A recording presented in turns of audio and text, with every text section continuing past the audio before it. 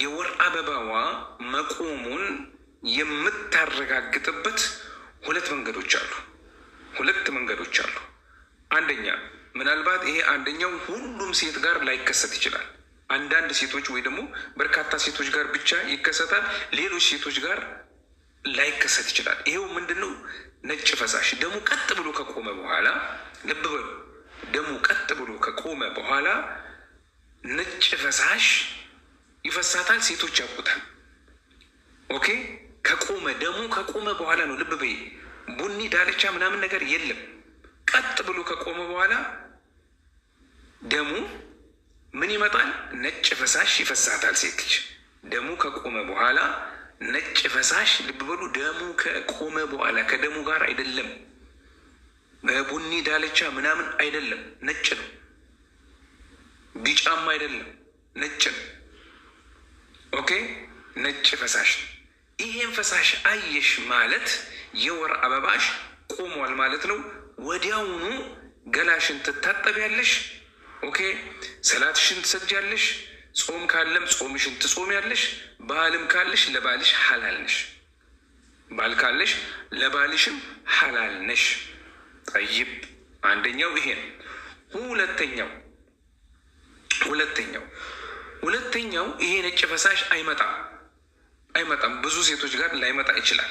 አሁን ብዙ ሴቶች ቅድም እየጻፋችሁ እንዳለው እኔ አላይም ይህን ነገር ብላችኋል። ትክክል።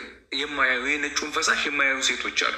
ምንድን ነው የሚሆነው? ደሙ ይቆማል። እሺ፣ ደሙ ከቆመ በኋላ ምን ማድረግ አለብሽ? ቅድም ደሙ ይቆማል ብላችሁ ብዙ ሴቶች መልሳችኋል፣ ብዙ እህቶች መልሳችኋል።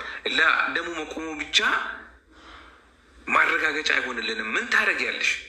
ነጭ ጥጥ ወይ ደግሞ ሶፍት ማለትም ቲሹ ማለትም ለምሳሌ ቲሹ ሶፍት ነገር ትወስጂና ኦኬ፣ የወር አበባ መውጫሽ ቦታ ላይ ጠረግ ታደርጊያለሽ።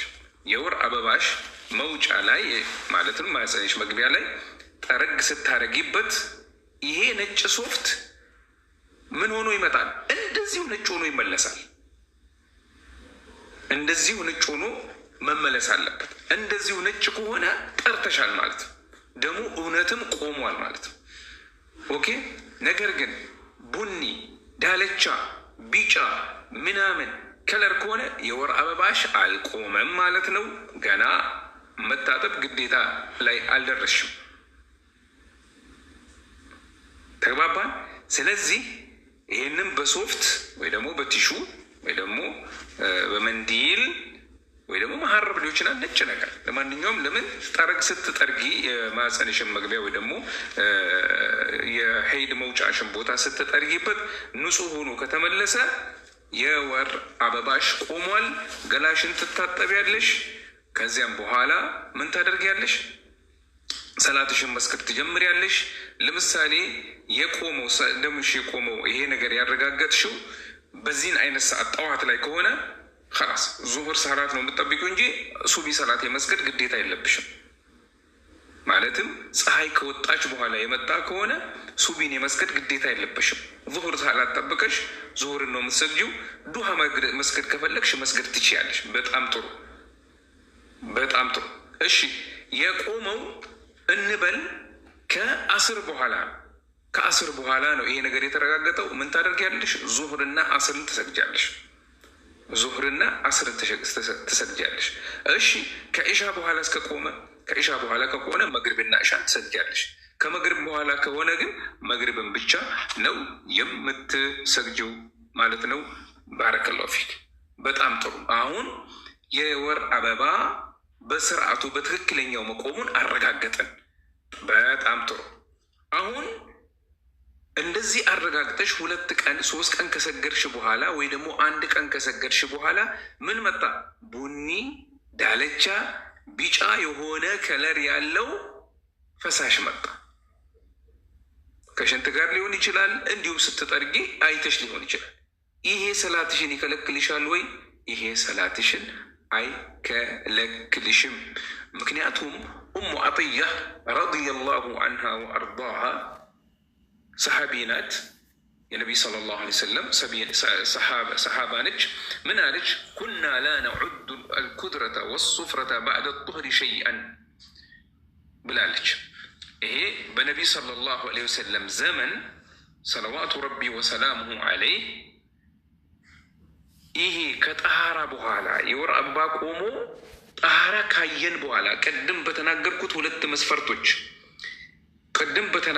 ሁለት መስፈርቶች ጠሃራ ካየሽ በኋላ የሚመጣው አሱፍራ ወልኩድራ፣ ሱፍራና ኩድራ ይሄ ቢጫ መሰል ነገር፣ ዳለቻ ነገር፣ ቡናማ ነገር ቢመጣ ሰላት አይከለክልሽም፣ ጾምን አይከለክልሽም። ልብ በይ ከጠሃራ በኋላ ነገር ግን ገና ከጠሃራ በፊት ከሆነ ገና ደሙ ያልቆመ ከሆነ በደሙ መጨረሻ ላይ ከሆነ ጠሃራ ሳይረጋገጥ ከሆነ ላ አትታጠቢ።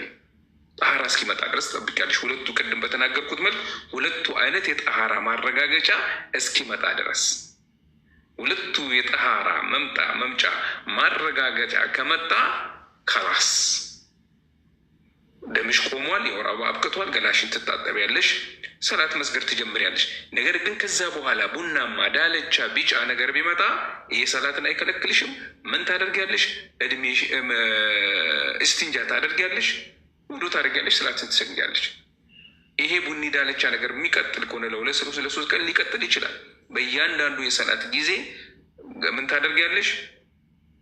እስቲንጃ አድርገሽ ውዱሽን አድርገሽ ሰላትሽን ትሰግጃለሽ።